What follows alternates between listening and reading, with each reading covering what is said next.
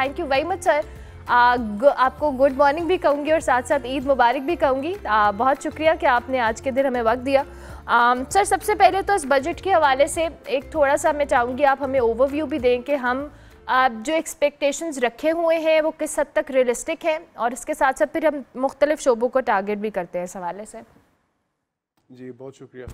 जो शुरू जीडीपी से करते हैं कि जो जीडीपी ग्रोथ की एक्सपेक्टेशन है, अगर हम उसको कंपेयर करें जो जितनी हुई है, तो उससे जैसे आपने ख़ुद अभी बताया था कि वो एक तो बजटेड क्या है, क्या हमने टारगेट किया था और क्या हमने अचीव किया, तो उसमें फ़र्क है।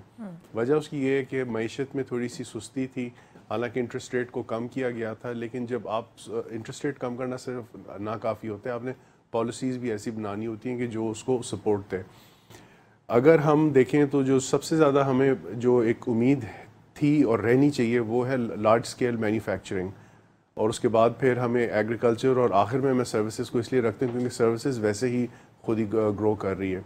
बजट में भी हम यही देखेंगे कि आपको लार्ज स्केल मैन्युफैक्चरिंग का तवज्जो नज़र आएगी और आपको सर्विसेज पे नज़र आएगी तवज्जो।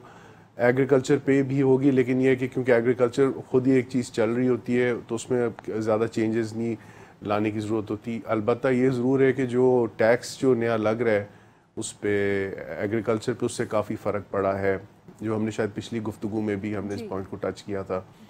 जो बुनियादी बात यह है कि इस वक्त जो अगर हम इसको समराइज़ करें तो जो हुकूमत है उसके पास थोड़ी सी फिस्कल स्पेस ज़रूर आई है, लेकिन अभी जो प्रेशर्स आते हैं वो 3 खर्चों से आते हैं।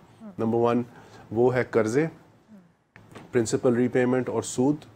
नंबर 2 मिलिट्री के जो एक्सपेंडिचर्स हैं डिफेंस के, और नंबर 3 जो है पीएसटीपी के। बाकी चीज़ें हम बाद में डिस्कस कर सकते हैं जी। ये जो 3 खर्चे हैं, और बिलखसूस जो पहला वाला खर्चा है वो है सूद, कर्जा और सूद की जो प्रिंसिपल रीपेमेंट है, इसमें सबसे ज़्यादा पाकिस्तान के पैसे इस तरफ बजट हो रहे हैं।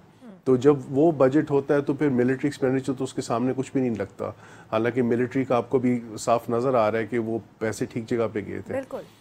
जब हम उसको मज़ीद उसमें डेप्थ में जाते हैं तो मैं जिस उम्मीद से बैठा हूँ वो ये है, मैं एक चीज़ पे बिलखसूस फोकस करना चाहूँगा बजट के हवाले से, कि जब बजट आता है तो हम अपने कर्ज़े को कैसे मैनेज करेंगे, और बिलखसूस जो डोमेस्टिक डेट है जो तकरीबन 60-65% है पूरे हमारे कर्ज़े का, तो उसको हम कैसे हैंडल करेंगे। अब आप बजट में तो ठीक है चलें, वो एक एलोकेशन होती है, बट उससे आपको एक स्ट्रेटजी भी नज़र आ जाती है कि एक साल के अंदर क्या करने जा रहे हैं।